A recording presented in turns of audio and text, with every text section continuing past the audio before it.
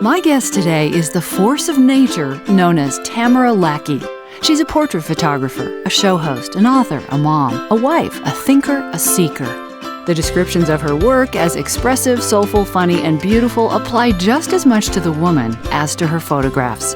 Said photos have appeared in publications all over the world, including O Magazine, Men's Journal, and Parenting Magazine. TV? She's got it covered with The Martha Stewart Show, ABC's Extreme Makeover Home Edition, and NBC's The Today Show. But honey, that's just the beginning. She hosts her own web series called The Redefined Show, which focuses on creative people and how they create and manage their success. Has co-produced and hosted several other shows as well, authored 5 books, is in demand as a speaker at conventions and shows, and teaches courses on creative photography, entrepreneurship, work-life balance, and lifestyle. The day we met, literally for the first time, was at the Google campus in Mountain View, California, where she gave a fabulous Photographers at Google talk. She and I were chatting about how she manages it all, which is how we started this conversation. I am absolutely delighted to present the awesome Tamara Lackey. Hey everybody, it's Karen Hutton and The Chat with Karen Hutton. Sound bite-sized insights from some of the coolest people on the planet.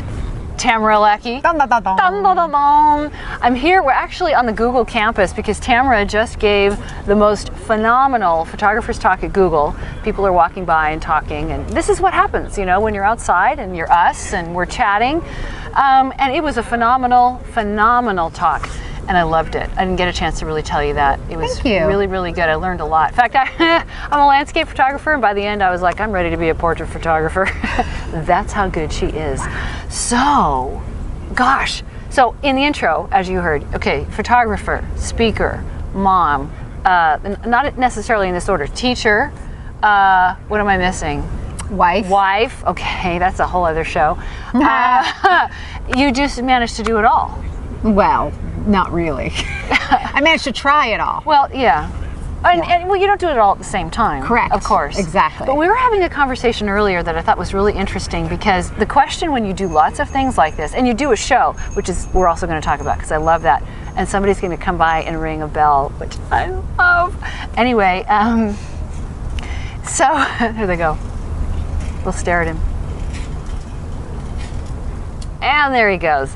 So were we supposed to do that angrily? I did it angrily. You know what? It doesn't matter. Okay. It's a chat. However it goes, which is awesome. So we were talking about this whole notion of, you know, with all these things that you're doing, you balance metrics and doing what you love in this really interesting way. Yeah, I spend a lot of time trying to figure out how to do all of it better, and what I mean by that is I've spent a lot of time on, you know, a spreadsheet and a schedule, and I've got my new Fitbit that tells me how I work out every day and the steps I take. But before that, I mean, for years I track literally intake, so the food I eat, output, the exercise, how much fitness I get, how much sleep I get. I actually pay a lot of attention to all of that, how good the food is that I put in my body. Anything that's gonna help me have a higher energy level, so that I can actually bring more engagement to the experiences I have. Right. Yeah, so for me, I think that the more almost detailed and specific and scheduled down you are, the freer you can be to do the things that you really love to do creatively and with your family and trips and experiences. I think you start with something that seems like it's all buttoned up and kind of a lot of data, and it allows you a significant amount of freedom. Right, which is a discipline unto itself. I find in this show, do you find this in your show, you talk to people and they talk about how they do what they do and you go, yeah, I really need to get a lot better at that. Yes, I find that that's true of most conversations I have. Someone on a plane, I'm like, you're so much better at that than I am. And then I leave feeling self-defeated, and then I have a smoothie and I'm okay. There you go. Because besides which, at the end of the day, the bottom of it all, you know that you're beautiful. We're all seriously good looking. That was the takeaway from my talk. We are all seriously good looking. Her talk is amazing. And actually, I think I'm going to provide a link in the posting of this, because that talk was phenomenal and you'll have to see it. That's all there is to it. I think maybe the rule is you have to see the show and then you have to see the talk. They're a package. And hopefully the link will be edited so that the 6 slides I skipped through in a row at the beginning don't show up. Well, but if they do, then it was real. That's why it was a talk on self-consciousness. Exactly. So let's talk about your show. I just found it really interesting that you do you know, a similar kind of show that I do, but from a little different perspective. And obviously it's driven by a vision, and it's driven by what you like.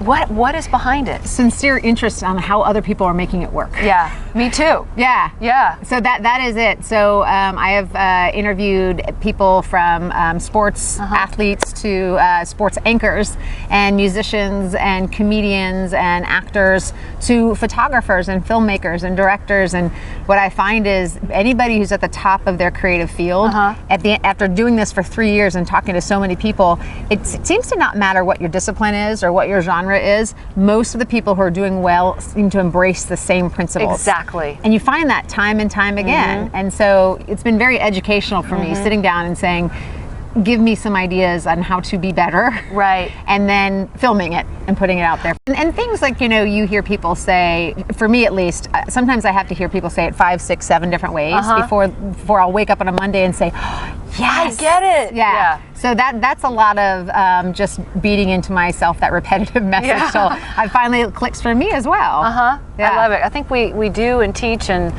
create what we want to learn and where we want to expand. Absolutely. And interestingly enough, one of the takeaways that I seem to hear a lot that's bubbled up in using different terminology, but they're saying the same thing, is the power of perseverance or stick-with-itness. The idea that, you know what, I'm not the best, I'm not the top of the game, I don't feel good every day, I don't feel that confident, but I'm just going to do it again today and again tomorrow. And in 10 years' time, now I'm suddenly at the top of my heap. Yeah. You know, and I'm called an overnight success. Yeah. And I've been doing this for this long, and I hear that cross-genre so often. The people that just stick with it anyway, who may not have been, you know, upper 5, 10% of their field, because they did it so long and they did it so consistently and they got better and better and better, ended up becoming people we now say, wow, you're a genius. Yeah, and that happened overnight. Yeah. And yet it didn't.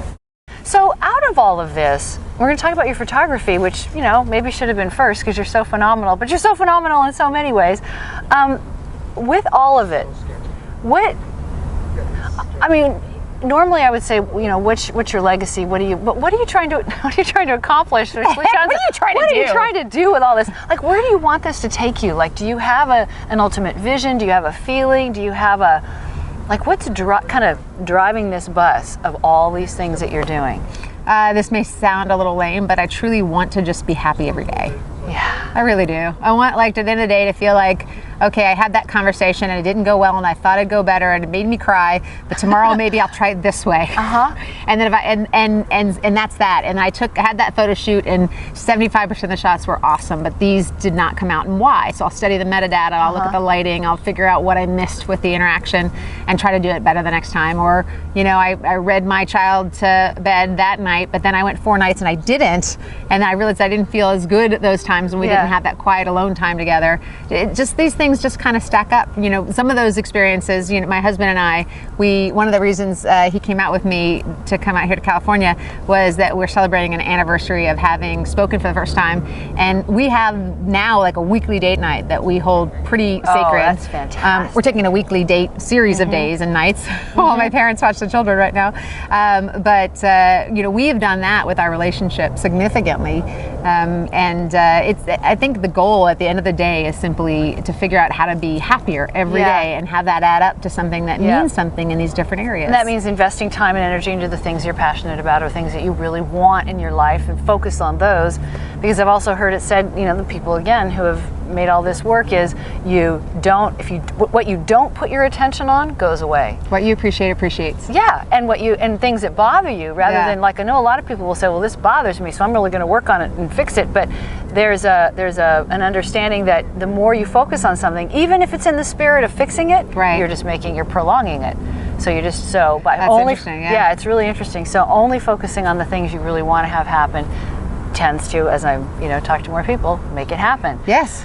And if you say my priorities are my family, my priorities are this, that time needs to be in there each and every day. Exactly. And if you lose some things in these other areas, like I don't excel as well in my career because of this, then it's still working. It's still success. Exactly. So in your photography, you shoot you shoot children. Oh God, no. I know. You photograph children and you do portraits and you do amazing work. In fact, at the end of this episode, I'm going to show a slideshow that she made for her Google Talk that will just, you know, leave you dabbing your eyes. It's phenomenal. It's beautiful. It's absolutely, I love it. I see why so many people want to hang out with you. You're so complimentary. I feel so good just standing like next or sitting next to you, sliding next to you. I know these chairs are like, well, I mean, keep going. Why not? I mean, her basic premise is, say it again, we're all seriously good looking. Exactly. And I say we're all seriously amazing. Yeah. And that's the person I want to talk to, because why not? Yeah. Right? So, it really is fantastic. So watch that at the end. But so right here at the end of the show, because I'm running out of time, I hate this, photography-wise. Yes. What 3 tips does it just spring to your mind? 3 tips to give someone who's, even if it's with an iPhone or whatever phone, to take a better portrait or children's So specifically picture. about photography, taking better pictures. Yes. So first and foremost, I would be sure to have some basic fundamentals down before you even try to interact in a way to get the expression that you want for a portrait. So what I mean by that is making sure that the lighting is what you want. You've got your fill light in place so you can see the expression, you can see the eyes. Look around you and make sure that you have the optimal background, and if you didn't shift this way, that way, it couldn't be better. Things like that. Make sure the basics are set up, you're exposed properly, so that when you get the look you want, you can capture a better photograph. Another tip I would give as it relates to specifically just photography is when you're looking at your frame and you're setting it up, how brutal can you be about what you remove from the frame? Right. So as much as you want an uncluttered mind, an uncluttered home, I personally want an uncluttered image. And if you look at a series of my images, you find that that is a connection throughout them. They really are. What can I take away? What can I remove? And if I couldn't do it in person, what can I do in post to make this more about the point of visual interest in the image? If for me it's the eyes or the expression of that moment, how do I better ensure you see it? I do that by removing things that will distract you from seeing it. So that's another thing I would absolutely say. And a third thing I would say is, it sounds overly simplistic, but invest, even if you have a set amount of budget, invest in the best gear you can at the time you can. And I would rather have one lens and that's amazing versus 10 lenses that are all pretty good. And then I will move my feet and I will move, you know, whatever I need to move to make those images look like they get switched up. But, and in that vein specifically, if I had to choose between a better camera and a better lens, I always get the better lens. Because I've had 15 cameras in my career. The lenses I get, I keep. So, there's about 900 more tips, but those are 3 rapid fire tips I could give. That's great. That's really great. Okay, and I'm going to take a moment to do the part of the show that I really love, which I call random questions, because that is what it is. I don't have a fancier name. And it's just like 3 or 4 questions where they don't have to be long answers, but they just tell us a little bit more about you. For instance, here's an easy one. What makes you laugh? What makes me laugh? Clever humor. Like, it's really clever, as in you laugh the first time and then you think it through and you appreciate it. And then maybe reuse it. And then reuse it. I like reusability in humor. And then retweet it with 2 other,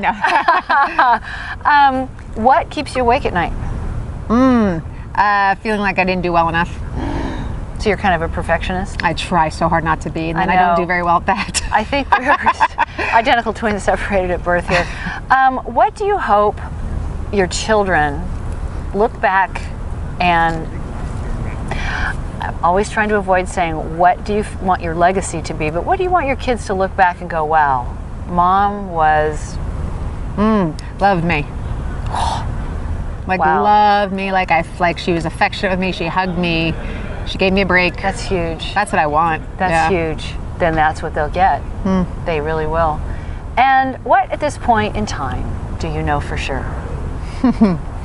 That the collection of all of our days, this happy ending, starts with how do I feel today, tomorrow. That's all that matters, like one day at a time. If I am happy this day, and it happens again the next day, and it happens again the next day, I'm happy. I have a happy life, and you need to recognize it when it occurs. I know that. That's fantastic. You're so awesome. Thank you. Thank you. Thank you so much for watching, you guys, and thank you, Tamara, for spending this time with us and sharing your wisdom. And we'll be back. You know I will, and I will have someone fantastic, but it won't be you. Because I'll be dead. Because she'll be off making magic, moving forward in her life. I really hope I'm not. That would kill this ending so I know. Maybe we'll shoot an alternate ending, just for the heck of it. Okay. Or maybe I'll leave this in here. Okay, Tamara Lackey, you are hilarious. You're amazing. You're beautiful. Thank you. And you are too. Thank you. Ditto. And I really appreciate you doing this. And I really appreciate you guys watching. Thank you for joining us every time here on the chat, even when I have crazy people on the show. And I always appreciate them. And I love you, and I love you. And I'll see you soon. Bye! Crazy dead people. Either way. That was fun. I love that.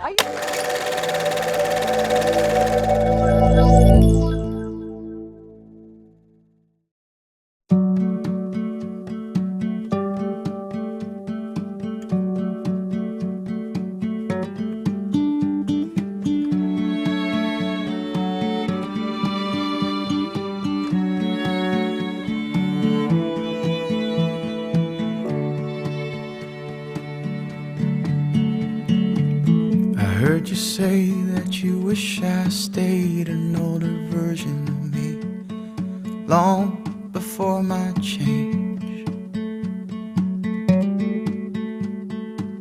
But if we're not growing, we are staying the same. So I will welcome the change and stretch myself day to day.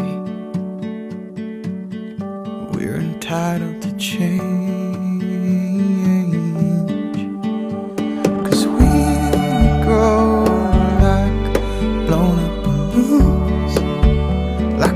At the end of a spoon, like one note becoming a tune, like the city lights in the dark and the blue. The change is gonna happen slow, but not a day goes by we don't grow.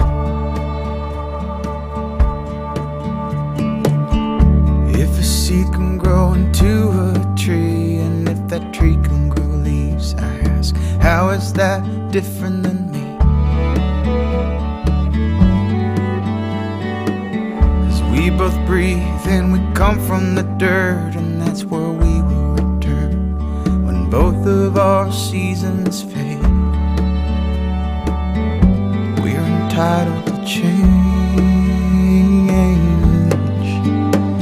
'cause we grow like one into two, the 11th hour turn into noon, then May slow fades into June, and you're grown up in your childhood room. The change is gonna happen real slow, but not a day goes by we don't grow.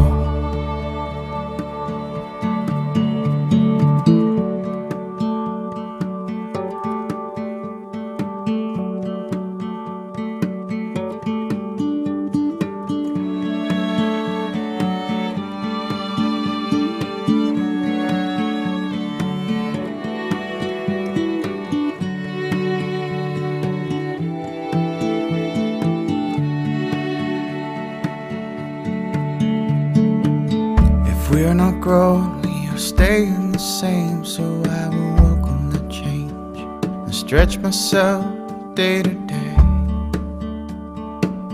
'cause we're entitled to change.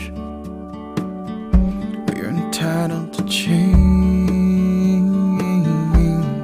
Oh, 'cause we grow like a high tide caused by the moon, like a flower knowing spring's coming soon, like wings inside a cocoon, or anything else destined to bloom, like our faith in the things we know to be true, like the courage found in the wine and the booze. The change is gonna happen slow, but not a day goes by we don't go.